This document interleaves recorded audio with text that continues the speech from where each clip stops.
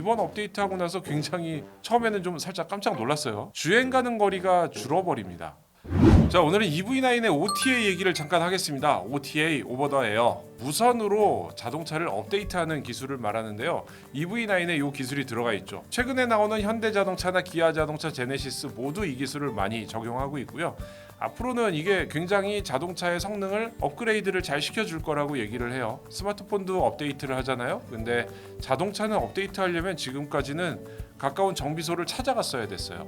시간 버리고 거리 왔다 갔다 해야 되고 가서 대기하고 뭐 이런 것들이 불편했는데 지금은 그냥 무선 인터넷망을 통해서 자동으로 업데이트를 하게 되는 거죠. EV9 몇 번 업데이트가 있었습니다. 리콜도 업데이트로 진행을 했었죠. 초기에 후륜 동력 상실 문제가 있었기 때문에 그때 업데이트를 한번 했고요. 그 다음 업데이트로 내비게이션 업데이트가 한번 있었죠. 그리고 가장 최근에 업데이트가 있었는데 이게 조금 이슈가 되고 있어요. EV9 동호회들을 살펴보면 이번 업데이트를 하고 난 다음에 몇 가지 문제들이 발생한다 이런 얘기들이 있습니다. 대표적으로 완속 충전이 잘 되지 않는다.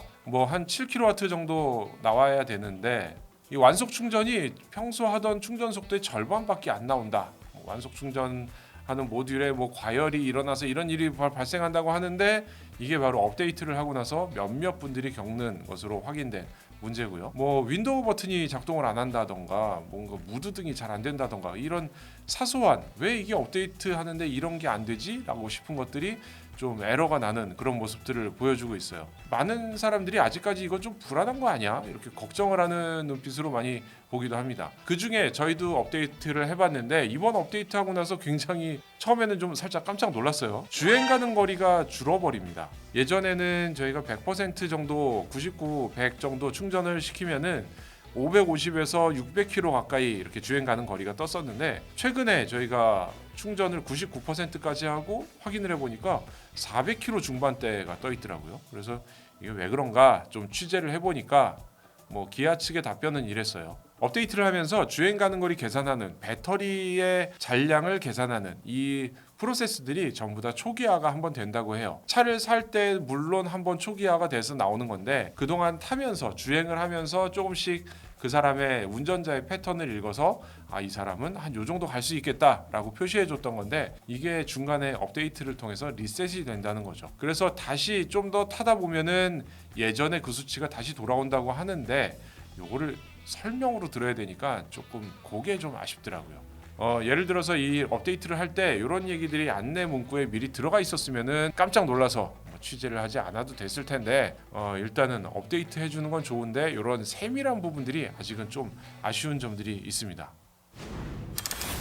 이 자동차의 업데이트라는 거 이거를 부정적으로 봐야 될까라고 물어보신다면 전 전혀 아니라고 대답을 할 것 같아요. 자동차 리콜 업데이트 가능한 많을수록 좋아요. 이게 왜 그러냐면은 제가 지난번에 그 유리창 떨림 현상을 취재하다가 품질관리부서, 자동차 품질관리부서에 있는 분들한테 얘기를 들었는데 리콜이 있는 거 혹은 뭔가 이런 결함 혹은 업데이트가 필요한 상황 이런 것들을 자동차 회사들이 상당히 많이 알고 있습니다. 미리 알고 있는데 이게 중요한 업데이트냐 아니냐 지금 당장 시행해야 되느냐 아니냐 그러면 이 업데이트를 해서 우리가 비용을 얼마나 들여야 되느냐 이런 계산들을 다 해보고 이게 지금 차가 요만큼 팔렸을 때 하는 게 좋을까?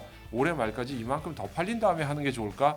이런 계산들을 한다는 거예요. 굉장히 치밀한 계산 속에서 업데이트를 해서 혹은 리콜을 해서 문제를 해결하는데 그게 지금은 OTA가 되니까 좀 더 쉽게 비용 서로 드리는 거 없이 쉽게 빨리 할 수 있다는 거죠. 그러다 보니까 좀 더 자유롭게 할 수 있는 게 좋아지고 그래서 업데이트는 자주 하는 게 좋긴 한데 그래도 이렇게 조금만 더 신경 쓰면은 안내 문구를 조금 더 자세히 미리 알려준다거나 하면은 좀 더 완벽한 업데이트가 되지 않을까 생각을 해봅니다.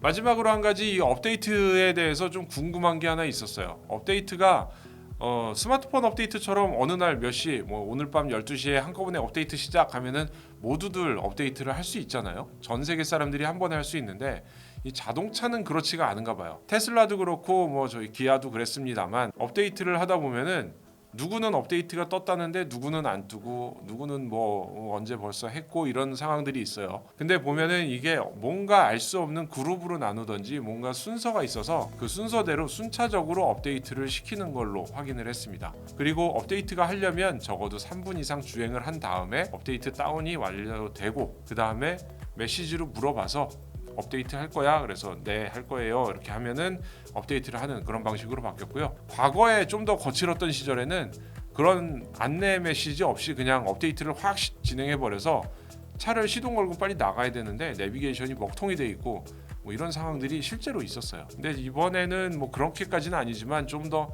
친절한 안내가 있었으면 더 좋았지 않을까 이런 생각을 하면서 오늘 EV9 OTA 업데이트에 대한 얘기 잠깐 전해드렸고요. 저희는 다른 시승기에서 또 찾아뵙도록 하겠습니다. 오토캐스트 이다일입니다.